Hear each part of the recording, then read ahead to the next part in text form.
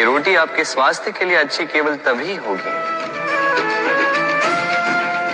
जब ये दोनों ओर से ठीक से सेकी जाए, है ना? हमारे जीवन में संबंध भी कुछ इसी प्रकार होते हैं। यदि दोनों ओर से अच्छे से निभाए जाए तभी आपको आनंद देते।